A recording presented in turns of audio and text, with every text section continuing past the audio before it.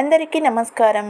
ఈరోజు కథ చిలిపి కోడళ్ళు పార్ట్ 10 రచించిన వారు మీనాకుమారి గారు. ఇక కథలోకి వెళ్ళిపోదాం. మా ప్రశాంతి దగ్గర బంధువుల పిల్ల, మంచి పిల్ల, అమాయకురాలు. అందుకే ప్రశాంతి అంటేనే మా ప్రభాకర్కి మొదటి నుండి ఇష్టం. నేను ప్రశాంతిని పెళ్లి చేసుకుంటాను అనేవాడు మా ప్రభాకర్. నేను కూడా సరే అన్నాను అన్నది వరాలమ్మ. అబ్బా, చాలా ఇంట్రెస్టింగ్గా ఉంది స్టోరీ అన్నది ఉషా. అయితే మీది లవ్ మ్యారేజా అత్తయ్య అన్నది ఆసక్తిగా ఉషా. కాదు, పెద్దల ఇష్టంతోనే జరిగింది. మీ మామగారే వచ్చి మా నాన్నగారిని అడిగారు నన్ను పెళ్లి చేసుకుంటానని. అబ్బాయి ధైర్యంగా వచ్చి అడగడం మా నాన్నగారికి నచ్చి వెంటనే నన్ను ఇచ్చి పెళ్లి చేశారు. మరి నన్ను అంతలా ప్రేమించిన మనిషిని నేను ఏమనగలను అన్నారు ప్రశాంతి గారు కళ్ళు తుడుచుకుంటూ. అబ్బో, టీవీ సీరియల్స్లో కూడా లేదత్తయ్య ఇలాంటి ట్విస్ట్ అని నవ్వింది ఉషా. సిగ్గుపడిపోయారు ప్రశాంతి గారు.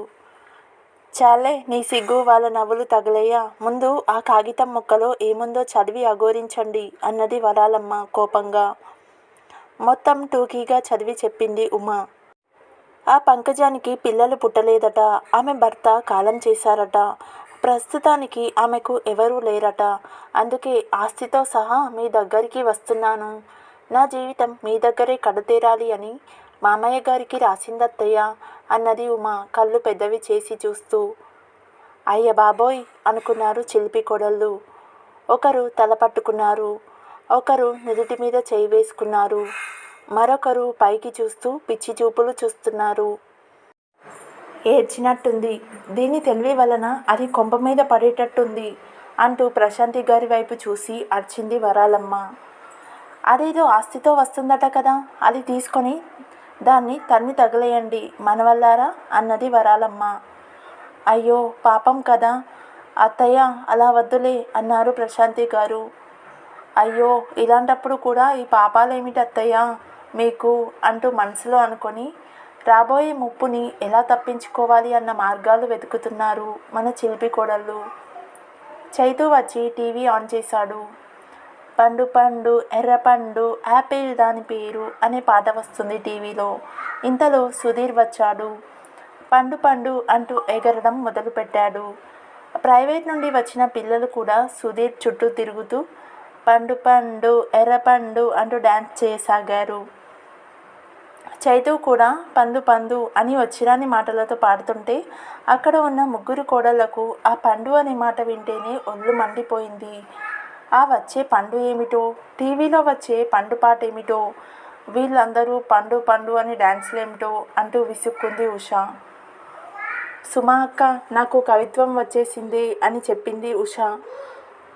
నీది కవిత్వం కాదు కపిత్వం, ఆ ముసలి పండుకు వినిపించు వచ్చాక అన్నది ఉమా. అంటూ బుంగమూతి పెట్టుకుంది ఉషా. అబ్బా, ఇప్పుడు వచ్చిన సమస్య ఏదో తెలియక చేస్తుంటే మధ్యలో నీ గోలేంటి ఉషా అన్నది ఉమా. సుధీర్ పిల్లలతో చేసే గోలకి ఏంట్రా గోల అన్నారు ప్రశాంతి గారు మెల్లగా. సుధీర్ తెచ్చిన చాక్లెట్లు పిల్లలకు ఇచ్చాడు. యాపిల్ పళ్ళు అమ్మకు ఇచ్చాడు. ఒక యాపిల్ పండు ఉషా మీదకి విసిరి పండు పండు అని పాట పాడాడు కన్ను కొడుతూ. ఏమిటి కదా సుధీర్, పండ్ల పాటల మీద పడ్డారు అన్నది ఉమా నవ్వుతూ. అబ్బే ఏం లేదోదినా, పెద్దదినా నువ్వు కూడా ఇటురా అన్నాడు సుధీర్ నవ్వుతూ. పిల్లలు చాక్లెట్లు తింటూ బాబాయ్ పాటలు పెట్టి డ్యాన్స్ వేద్దాంరా అని పిలిచారు. ఉషా కోపంగా చూస్తూ మూతి బిగించి పిడికిలి బిగించి సైగ చేసింది ముట్టికాయలు వేస్తానంటూ. వెంటనే సుధీర్ ప్రణతికి చెక్కిలిగిలి పెడుతూ నా దగ్గర ఉందిగా ప్లాన్ అంటూ ఉషా వైపు చూసి కన్ను కొట్టాడు. అమ్మో, ఎంత కొంటె మగుడు అనుకుంది ఉషా. అమ్మా, అసలు సంగతి ఏమిటంటే నాకు జీతం పెంచారు అంటూ సంతోషంగా వాళ్ళ అమ్మ ఒడిలో పడుకున్నాడు సుధీర్. అమ్మో, నా కన్నకి దిష్టి తగిలింది, దిష్టి తీసేయాలి అన్నారు ప్రశాంతి గారు. అమ్మా, ఎంతసేపు దిష్టిగోలేనా, కనీసం బిడ్డని మెచ్చుకోలేవా అన్నాడు సుధీర్ శోభన్ బాబు స్టైల్లో. మీరు ఏమీ శోభన్ బాబు కాదులేండి, అంత పోజివ్ అక్కర్లేదు అన్నది ఉషా. అంతకన్నా అందగాడిననేగా, ఏదో నీకు చీప్గా దొరికేసరికి అలసైపోయాను. ఒసేయ్ అమ్మ, కట్నాలు మనకొద్దనేగా ఈ ఉషాని చేసుకోవాల్సి వచ్చింది. లేకుంటే నా అందానికి జమీందార్ వంశాలతో పిల్లనిస్తామని ఎంతమంది రాలేదు, ఎంతమంది తిరిగి వెళ్ళలేదు అన్నాడు సుధీర్. అవును పాపం, మరి మన అద్దం మనకు నిజం చెప్పదులేండి అన్నది ఉష ఉడుక్కుంటూ. అది నీ విషయంలోనే యాపిల్ పండు అంటూ బుంగమూతి పెట్టుకొని ఉన్న ఉష వైపు చూస్తూ సుధీర్, అమ్మ ఓసారి ఉషా వైపు చూడవే అమ్మా, యాపిల్ పండులా లేదు అంటూ నవ్వాడు సుధీర్. అంతా పడి పడి నవ్వుతున్నారు. అనంత్ వచ్చి ఎవరి మందులు వారికి అప్పచెప్పాడు. ప్రభాకర్ గారు అప్పుడే వచ్చారు. వెళ్ళిన పని అయిందా ప్రభా అన్నారు వరాలమ్మ. పొలం కొందామని పల్లెటూరు వెళ్ళారు ప్రభాకర్ గారు. అక్కడ అందరూ ప్రభాకర్ గారిని 2 రోజులు ఉండమంటే ఉండి వచ్చారు. పర్లేదు, అవ్వవచ్చు అన్నాడు ప్రభాకర్. ఉత్తేజ్ వస్తూ పూలు స్వీట్లు తెచ్చాడు. ప్రశాంతి గారికి ఇస్తే అందరికీ పంచింది. ఆ ఇంట్లో అంతే, ఒక్కొక్కరికి ఒక్కో బాధ్యత అప్పచెప్తారు ప్రభాకర్ గారు. అందరి జీతాల్లో నుండి కొంచెం తీసుకొని పోస్టాఫీసుల్లో అందరి పేరున కట్టేస్తారు. కళ్ళ ముందు ఇన్ని జరుగుతున్నా చిలిపి కోడళ్ళు కాసేపు ఆ ఊరు నుండి వచ్చే పండుగ గురించి ఆలోచిస్తున్నారు. ఉత్తేజ్, అనంత్, సుధీర్ ముగ్గురు చేపలు పరుపులు తీసుకొని డాబా మీదికి వెళ్ళారు. హాయిగా మాట్లాడుకోసాగారు, నవ్వుకోసాగారు. ఇంతలో పిల్లలు ముగ్గురు పైకి వచ్చారు. బాబాయ్, టేప్ రికార్డర్ తీసుకువచ్చాను, అందరం డ్యాన్సులు వేద్దాం అన్నారు. మొదలు పెట్టండిరా సుధీర్ అన్నారు అన్నలిద్దరూ హ్యాపీగా. ఇక పాటలు పెట్టుకొని ఒకటే డ్యాన్సులు వేయసాగారు సుధీర్తో కలిసి పిల్లలు. వాళ్ళ అల్లరి గంతుల శబ్దాలు కిందికి గోలగోలగా వినిపిస్తున్నాయి. వరాలమ్మ గారు, అబ్బా ఏమిటి గోల అంటూ అరిచింది. ఉమా, వెళ్ళి చెప్పిరమ్మా గోల తగ్గించమని అన్నారు ప్రభాకర్ గారు నవ్వుతూ. అబ్బో, మా మామగారికి సైడ్ హీరోయిన్తో డైరెక్ట్ డ్యాన్సులు వేయడం అంటే ఇష్టం. ఇప్పుడు ఇది గోలగా అనిపిస్తుందిలే. కష్టమే అనుకుంది ఉష మూతి తిప్పుకుంటూ. ఉమా వెళ్ళేసరికి మౌనమేల నోయి అనే సైలెంట్ సాంగ్కి ఫాస్ట్ స్టెప్పులు వేస్తూ అందరినీ నవ్విస్తూ ఉన్నాడు సుధీర్. పిల్లలు అయితే గోలగోలగా గంతులు వేస్తూ ఉన్నారు. ఒరేయ్, ముసలి వాళ్ళకి గోలలు నచ్చవురా, చిన్నగా వేయండి అన్నాడు ఉమా వస్తుండడం చూసి చూడనట్టుగా నవ్వుతూ అనంత్.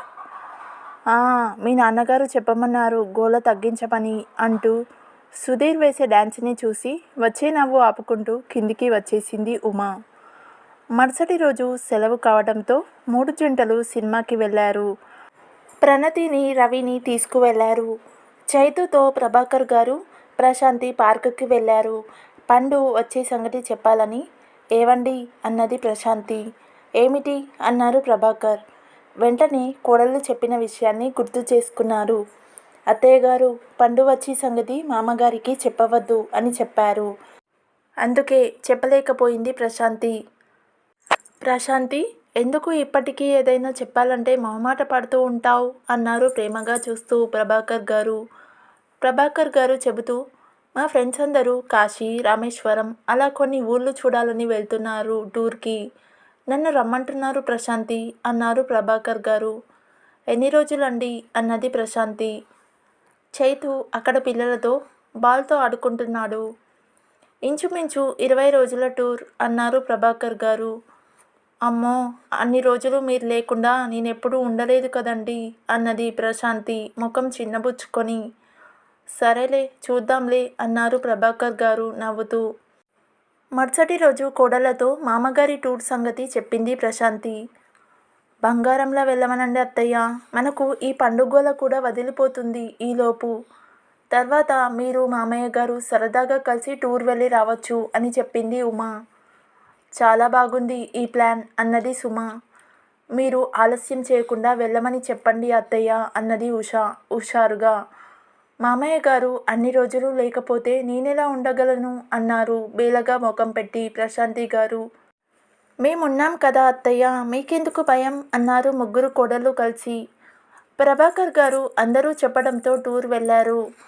అమ్మో, రేపే వచ్చేది ఈ దిక్కుమాలిన పండు అని అనుకున్నది ఉష.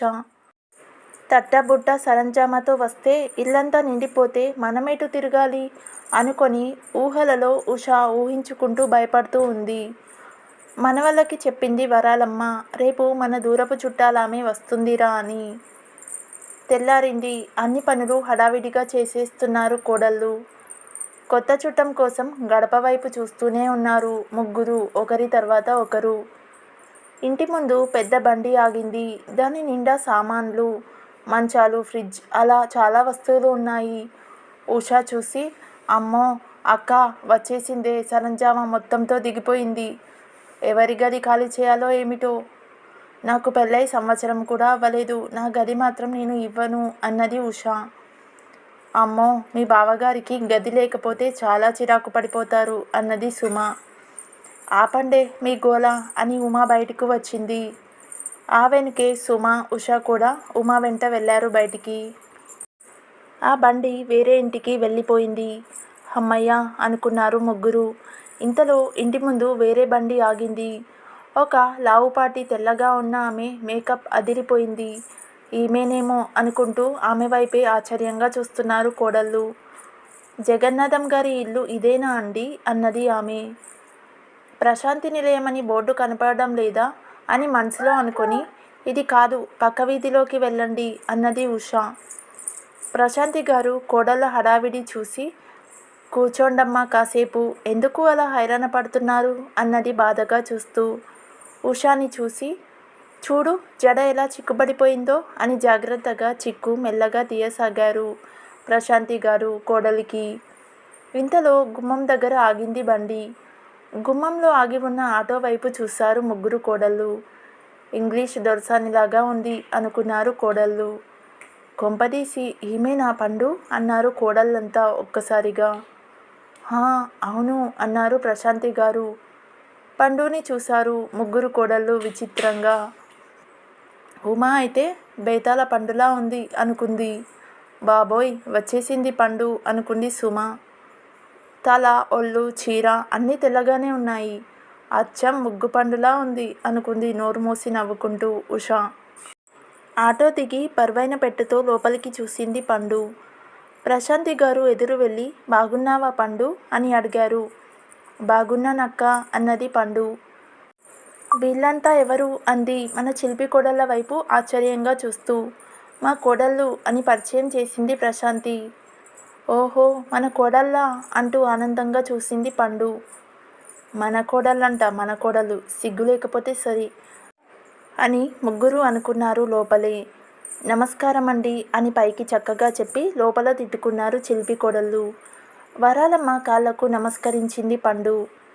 ఇలా అయిపోయావేంటే ముసలమ్మలా అంటూ వెటకారమైన రాగాలు తీస్తూ పలకరించింది వరాలమ్మ. పండు చేతిలో ఉన్న బరువైన పెట్టె వంకే చూస్తుంది వరాలమ్మ. బాగానే ఉన్నానత్తా అన్నది పండు.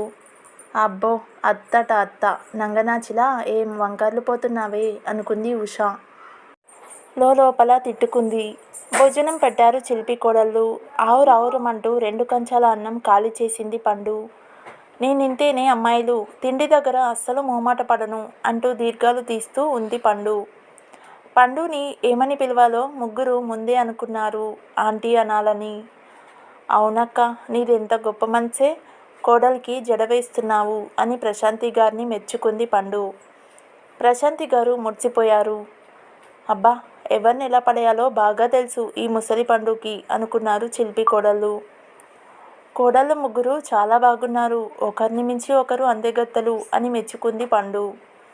సుమ తెగ సిగ్గుపడిపోతుంటే ఉమా చిన్నగా తగ్గి, చాలు పద అక్క అని సైగ చేసింది. మిగిలిన కథ నెక్స్ట్ పార్ట్లో చూద్దాం. If you like this video please like, share and subscribe to my YouTube channel. Thank you.